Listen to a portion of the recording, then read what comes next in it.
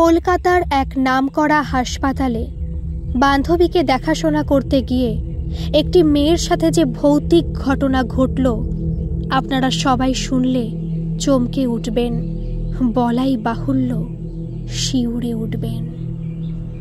নমস্কার শ্রোতা বন্ধুরা, আত্মা ও ঈশ্বর চ্যানেলে আপনাদের সবাইকে স্বাগত। আশা করি আপনারা ভালো আছেন, সুস্থ আছেন। আপনাদের সবাইকে অনেক ধন্যবাদ আমাকে এভাবে সাপোর্ট করার জন্য। আপনারা প্লিজ কোথা থেকে আমার এই ঘটনা শুনছেন একটা কমেন্ট করে কিন্তু অবশ্যই জানাবেন। তাহলে বেশি দেরি না করে শুরু করা যাক আজকের ভয়ঙ্কর ভৌতিক ঘটনা। ঘটনাটি আমাকে কলকাতা থেকে ময়ূরাক্ষী পাঠিয়েছে এবং এই ঘটনা তার নিজের সাথেই ঘটেছে। ময়ূরাক্ষীর যে বান্ধবী, মানে যাকে দেখতে সে হসপিটালে গিয়েছিল, সে বান্ধবীর ব্রেন টিউমার ছিল। দুবার ভেলোরে গিয়ে অপারেশন করে এসছে, কিন্তু এখনও পুরোপুরি সুস্থ হতে পারেনি। মাঝে মাঝেই মাথা ঘুরে পড়ে যায়, অনেক সমস্যা হয়। ময়ূরাক্ষীর বান্ধবীর নাম মন্দিরা। মন্দিরাদের বাড়িতে মন্দিরার শুধু বাবা মাই ছিল, তার কাছের তেমন কোনো আত্মীয় স্বজন ছিল না, এবং আত্মীয় স্বজন থাকলেও এই বিপদের দিনে তারা সবাই দূরে সরে গিয়েছিল, কেউ তেমন সাপোর্টও করতো না। ময়ূরাক্ষী আমাকে বলেছিল যে যখন ঘটনাটি তার সাথে ঘটেছে তখন ময়ূরাক্ষী সেকেন্ড ইয়ারে পড়ে, এবং আজকে কিন্তু ময়ূরাক্ষীর বয়স আরও অনেক হয়ে গেছে এবং তার একটি ছেলে আছে। তার ছেলের বয়স এখন 4 বছর। ময়ূরাক্ষী মন্দিরার খুব কাছের বন্ধু, যাকে বলে বেস্ট ফ্রেন্ড ছিল।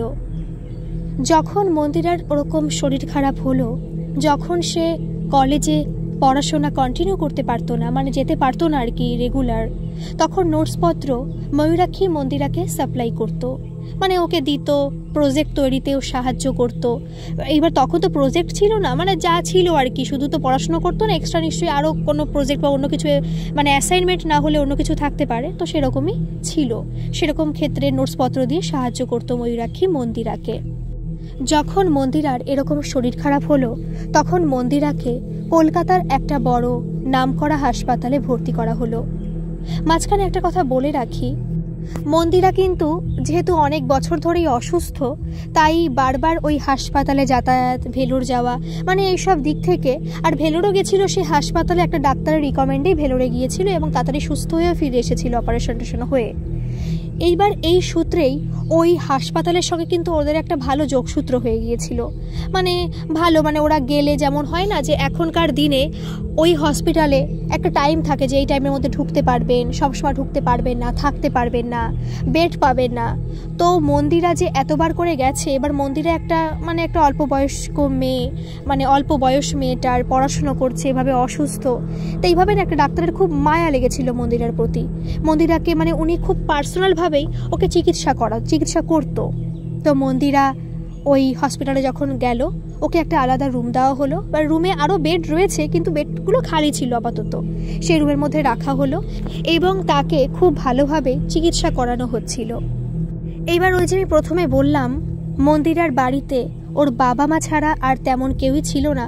অবশ্যই ছিল, কথাবার্তা বলতো, সাপোর্ট একটু হলেও করতো, কিন্তু তেমন কোনো মানুষ ছিল না যারা ওদের পুরোপুরি সাহায্য করতো না। এবার এখানে বলে রাখি, ময়ূরাক্ষীর বাড়ি কিন্তু প্রপার কলকাতাতে, আর মন্দিরার বাড়ি প্ল্যাটফর্ম, যদি আমি ট্রেন জার্নি হিসাবে ধরি, তো কলকাতা থেকে ওদের বাড়ি যেতে 1 ঘন্টা সময় লাগতো। আমি এক্স্যাক্ট বাড়িটা বলছি না, আর সত্যি বলতে ময়ূরাক্ষী এক্স্যাক্ট বাড়িটা তেমনভাবে বলেনি, মন্দিরার বাড়িটা। এইবার রেগুলার ওভাবে যাতায়াত করা, মেয়েকে দেখতে আসা সম্ভব হচ্ছিল না, আর সম্ভব না হলে ওরা রেগুলার আসার চেষ্টা করতো, কারণ মেয়েকে কে দেখবে, ওদেরই দেখতে হবে। এর ফলে কাকু কাকিমার শরীরও, ময়ূরাক্ষীর যে কাকু কাকিমা, বান্ধবীর যে বাবা মা, তাদেরও শরীর খুব অসুস্থ হয়ে যাচ্ছিল। কারণ একটা সত্যি কথা বলতে, একটা অসুস্থ মানুষকে দেখতে গেলে না, একটা সুস্থ মানুষেও অসুস্থ হয়ে পড়ে, তাকে দেখাশোনা, তার কাজবাজ করা, মানসিকভাবে অসুস্থ হয়ে পড়ে, শারীরিক তো আছেই। ময়ূরাক্ষী একদিন ওর বান্ধবীর বাবা মাকে বলল যে কাকু কাকিমা, আজকে আপনারা বাড়ি চলে যান, রাত্রে থাকতে হবে না, আমি আজকে মন্দিরের পাশে থাকবো। এইবার সেই সময় তো সেমিস্টার সিস্টেম ছিল না, ইয়ারলি পরীক্ষা হতো, ওদের সামনে অন্তত প্রায় 20-25 দিন পরেই ওদের সেকেন্ড ইয়ারের ফাইনাল পরীক্ষা ছিল। তখন ওকে বারণ করা হলো যে না, তোমার এখানে আসতে হবে না, থাকতে হবে না, তোমার সামনে পরীক্ষা, তুমি পড়াশোনা করো মা, তুমি বান্ধবীর জন্য এতটা ভেবেছো, এটাই অনেক।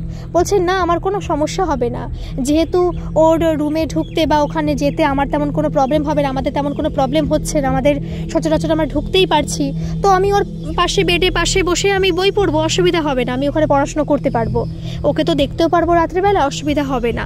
তো এই বলে মানে কাকু কাকিমাকে রাজি করিয়ে ওদের বাড়ি পাঠিয়ে দিয়ে ও সেদিন রাত্রেবেলা ওর বান্ধবীর পাশে থাকলো। বান্ধবী তো মানে মন্দিরা ওকে দেখে তো খুব খুশি, মানে যেহেতু মন্দিরের মনের মধ্যে কষ্ট, মানে কষ্ট তো একদিক থেকে হচ্ছে যে ও পুরোপুরি সুস্থ নয়, অসুস্থ মানুষ, সেখানে ওর পাশে কোনো আত্মীয় স্বজন নেই, সেখানে ওর কাছের বন্ধু, ওর প্রিয় বন্ধু ওকে দেখতে এসেছে, শুধু দেখতে নয় ওর সঙ্গে রাত কাটাতেও এসেছে, ওকে দেখভাল করতে এসেছে। এটা দেখে মন্দিরা না খুব ভালো লাগছিল।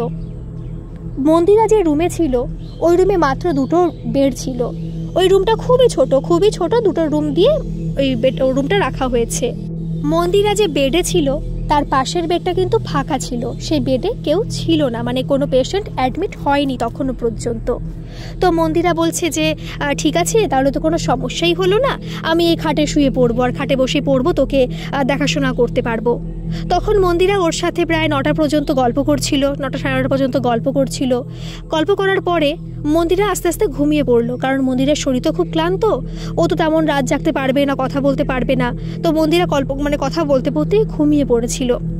তখন ময়ূরাক্ষী ভাবলো সামনে তো পরীক্ষা, আর এখন তো আমি কিছু করতে পারবো না, সাথে করে বইও নিয়ে গেছিলো, আর ওই যে বললাম যে ওদের সঙ্গে ওখানকার যে হসপিটালে মানে চেনাশোনা একটু ভালো ছিল, কথাবার্তা ভালো বলতো, তো সেই সূত্রেই ও ওই রুমে মানে ওই বেডে বসেই পড়াশুনো করছিল।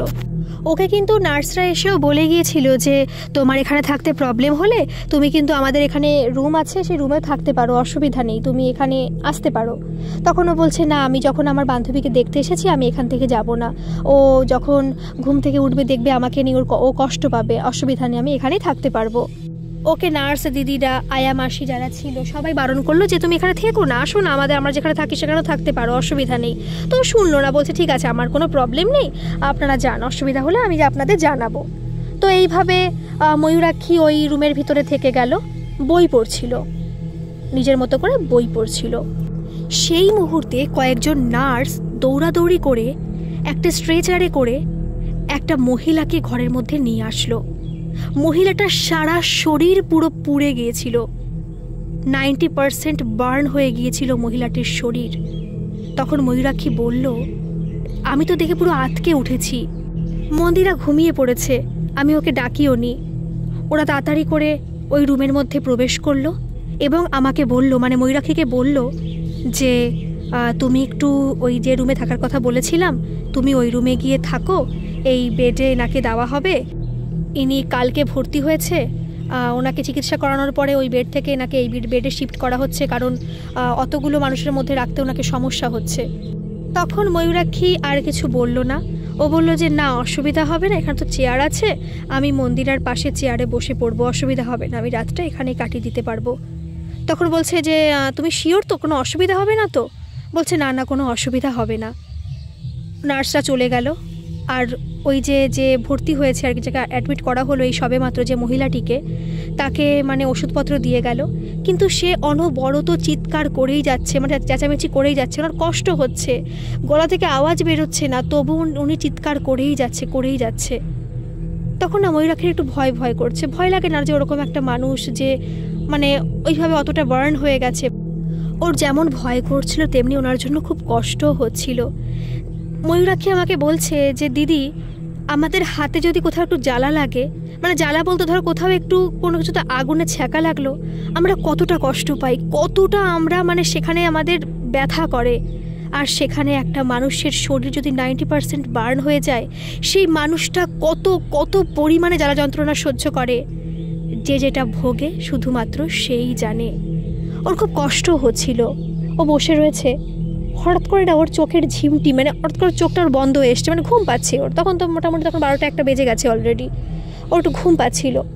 ঘুম পাওয়ার পরে ওই যে মন্দিরের বেডে 2 হাত দিয়ে না ও মাথা দিয়ে ওই বেডে শুয়েছিল, হঠাৎ করে মনে হলো ওকে কেউ ডাকছে।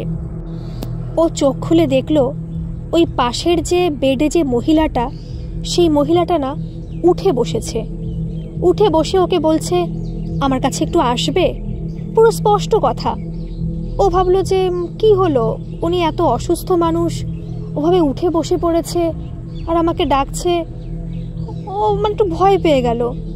আর পুরো তো শরীর তো জ্বলন্ত, গায়ে কোনো কাপড় নেই, শুধুমাত্র উপরে একটা কাপড়, মানে গায়ে কিছু কিছু পরা নেই, কিন্তু উপর থেকে একটা কাপড় দেওয়া রয়েছে। ওই মহিলাটা উঠে বসেছে, বসার পরে ওকে ডাকছে যখন, ও কাছে গেছে, বলছে আমাকে একটু জল দেবে। তখন ময়ূরাক্ষী একটু মানে হকচকিয়ে গেল যে জল চাচ্ছে, জল তো দিতেই হবে। মন্দিরার বেডের নিচে জল ছিল, ওনাকে জল দিল আর খাইয়ে দিল। সত্যি বলতে তখন ময়ূরাক্ষী বললো যে আমার একটু কেমন একটা অড ফিলিং হচ্ছিল, মানে কেমনটা লাগছিল, তবুও উনি কত কষ্ট পাচ্ছে, জল চেয়েছে, আমি দেবো না? আমি অবশ্যই দিয়েছিলাম।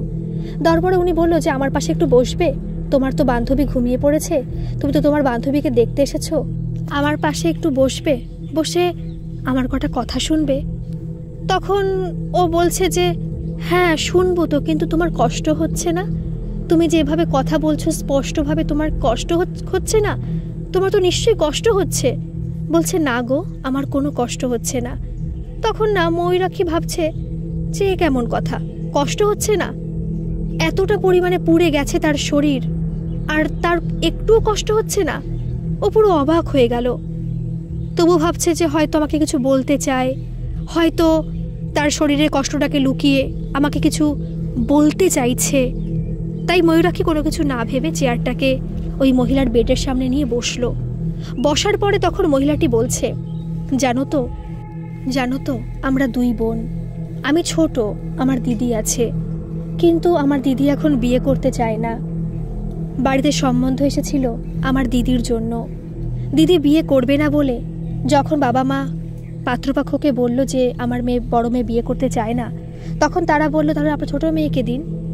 আমিও বিয়ে করতে চাইছিলাম না, পড়াশোনা করতে চাইছিলাম, কিন্তু দিদির মতো আমি ভালোভাবে কথা বলতে পারতাম না, মানে নিজের মতামতটা সবার সামনে রাখতে পারতাম না। একবার বলেছিলাম মাকে, কিন্তু মা, আমি তেমনভাবে জোর দিয়ে কোনো কথা বলিনি বলে মা আর আমাকে কিছু বলেনি। আমার বিয়ে হয়ে গেল, মোটামুটি যেরকম আমার মা বাবার সামর্থ্য সেইভাবেই আমার বিয়ে হয়ে গেল। বিয়ে করলাম, কিন্তু বিয়ের প্রথম দিন থেকেই মনে হতো আমার থেকে যেন আমার দিদিকেই আমার হাজবেন্ড বেশি ভালোবাসে। কিন্তু বিশ্বাস করো, আমার দিদি কিন্তু খুব ভালো মেয়ে। তখন ময়ূরাক্ষী ওই মহিলাটিকে বলল যে আপনি আমাকে কেন এসব ঘটনাগুলো বলছেন, আপনার ব্যক্তিগত ঘটনা এভাবে বলছেন, আপনার শরীরে তো কষ্ট হচ্ছে, আপনি প্লিজ এগুলো বলবেন না। আমি বুঝতে পারছি যে আপনার কষ্টটা কোথায়, কিন্তু প্লিজ আপনি রেস্ট নিন, আপনি যখন সুস্থ হবেন তখন আমি অবশ্যই আপনার কাছ থেকে শুনবো, আমি তো এখানে প্রায় আসবো, অসুবিধা হবে না, প্লিজ আপনি রেস্ট নিন। তখন মহিলাটি ওকে বলল যে তুমি বিশ্বাস করো, আমি পরে তোমাকে বলতে পারবো না, তুমি আজকে প্লিজ আমার ঘটনাটা শোনো। মানে এতবার করে রিকোয়েস্ট করার পরে ময়ূরাক্ষী বলল আচ্ছা বলুন। তখন ওই মহিলাটি আবার বলতে শুরু করলো, যেহেতু আমার হাজবেন্ড আমাকে তেমন ভালোবাসতো না, তাই আমাদের সংসারটা তেমন সুখেরও ছিল না, মোটামুটি ওই চলতো। জৈবিক চাহিদা হিসেবে আমরা কাছেও এসেছিলাম অনেকবার, বহুবার, যেরকম স্বামী স্ত্রীর মধ্যে হয়ে থাকে, কিন্তু আমাদের মধ্যে তেমন কোনো ভালোবাসা ছিল না। আমার মাঝে মাঝে অবশ্য রাগ হতো আমার দিদির উপরে, কিন্তু আমি তো জানি আমার দিদির এতে কোনো দোষ নেই, আমার দিদিও বুঝতো ব্যাপারটা, তাই আমার দিদিও আমার বাড়িতে তেমন আসতো না।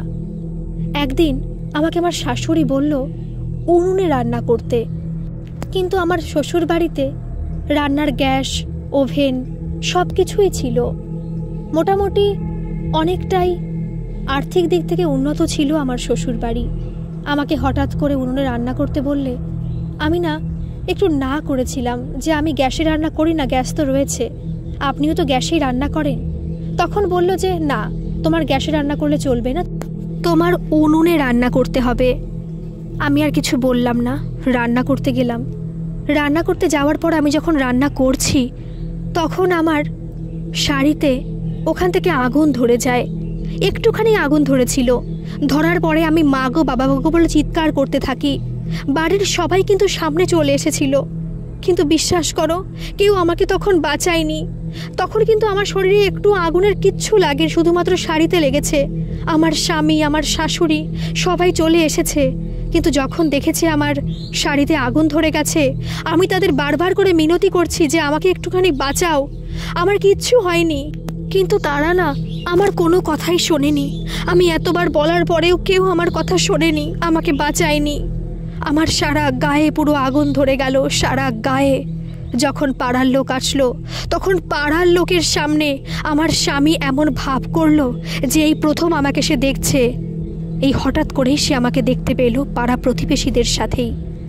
তখন আমাকে জল টল দিয়ে, চাদর মুড়ি দিয়ে যেভাবে পারে পাড়ার লোক মিলে আমাকে এই হসপিটালে নিয়ে আসলো। বলতে গেলে তো ওরাই আমাকে খুন করেছে। বলো, বলছে খুন? খুন মানে আপনি কি বলছেন? খুন মানে আপনি তো এখনও ঠিক আছেন, আপনি ঠিক হয়ে যাবেন, আপনার শরীরে হয়তো কোনো একটু অসুবিধা থাকবে, কিন্তু আপনি ঠিক হয়ে যাবেন, আপনি তো ভালোভাবে কথাও বলছেন।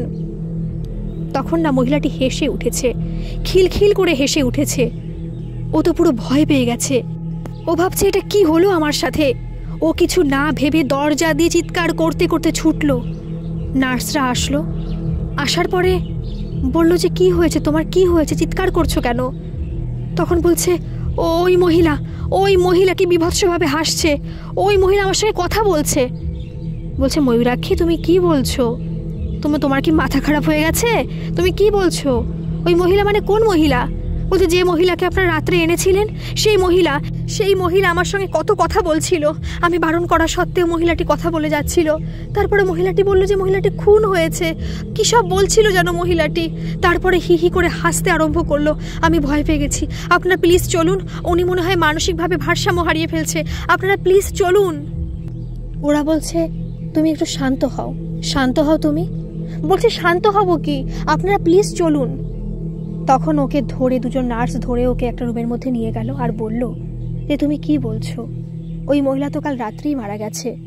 যখন আমরা পরের বার আবার গেলাম, যখন ডাক্তার গেল সাথে, তখন তো ওনাকে ডিক্লেয়ার করলো যে উনি মারা গেছেন। রাত্রে তুমি ভয় পাবে, তোমাকে বারবার করে বারণও করেছিলাম যে এখান থেকে তুমি চলো চলো, কিন্তু তুমি তো কোনো কথাই শুনলে না। ওই মহিলা কাল রাত্রেই মারা গিয়েছিল। ও কোনো কথা বলতে পারছে না ময়ূরাক্ষী। বলছে তাহলে আমি যে কথাগুলো আপনাদের এখন বললাম এগুলো মিথ্যে? বলছে তুমি হয়তো স্বপ্ন দেখেছিলে। তখন ময়ূরাক্ষী বলছে আমি কোনো স্বপ্ন দেখিনি। আমি স্বপ্ন দেখলে এইভাবে ছুটে আসতাম না। আমি ওনার সঙ্গে কথা বলেছি, উনি বলেছে ওনাকে খুন করা হয়েছে, ওনার গায়ে আগুন ধরেছিল, একটুখানি কেউ ওনাকে বাঁচায়নি। উনি বলেছে এটা খুন, এটা প্ল্যানিং মাফিক খুন। বলছে তুমি প্লিজ এই কথাগুলো বলো না, এই নিয়ে অনেক কেস হয়ে যাবে, তুমি চুপ থাকো। বলছে কেন চুপ থাকবো? তখন জোর করে ময়ূরাক্ষী ওদের সাথে করে নিয়ে আবার গেল ওই রুমের ভিতরে। গিয়ে দেখলো যে মহিলাটি পুরো নিথর হয়ে শুয়ে আছে, তার নিথর দেহটা ওই বেডে পড়ে রয়েছে। যখন ময়ূরাক্ষী দৌড়াতে চেঁচাতে ওই রুমের থেকে বেরিয়ে গেছিল, তখনই মন্দিরার ঘুম ভেঙে গিয়েছিল। মন্দিরা উঠে বসেছিল। যখন আবার ময়ূরাক্ষী নার্সদের নিয়ে ভেতরে ঢুকলো, তখন মন্দিরা বলল যে কি হয়েছিল, এভাবে চিৎকার করছিলি কেন? তখন ময়ূরাক্ষী মন্দিরের কোনো কথার উত্তর দেয়নি। ও শুধু তাকিয়েছিল ওই মহিলাটার দিকে। মহিলাটার কাছে গিয়েও বহুবার ডাকলো, কিন্তু মহিলাটা কোনো সাড়া দিল না। ও তখন ভয়ে ওই নিচেই মেঝেতে পুরো বসে পড়ল। ওকে মন্দিরা বারবার করে জিজ্ঞেস করলো, কিন্তু ও কোনো কথার উত্তর দেয়নি। সেদিন রাত্রে কোনো মতে রাতটা কাটিয়ে ময়ূরাক্ষী ওখান থেকে বেরিয়ে এসেছিল ভোরবেলাতেই। বাড়ি আসার পর তো ময়ূরাক্ষীর ধুম জ্বর, কারোর সঙ্গে ঠিকমতো কথা বলতে পারছে না। ও বলল একটা মাস ধরে নাকি ও অসুস্থ ছিল, ওর শরীর রোগা ট্যানটেনি হয়ে গিয়েছিল টেনশনে। কোনো ডাক্তার দেখিয়েও ময়ূরাক্ষী ঠিক হচ্ছিল না। পরে একটা মন্দিরে গিয়ে, একটা মা কালীর মন্দিরে গিয়ে তারপরে ময়ূরাক্ষী সুস্থ হয়। আর আজ ময়ূরাক্ষী আমাকে ঘটনাটা পাঠালো। আজ নয়, 2-3 দিন হয়ে গেছে ঘটনাটা পাঠিয়েছে।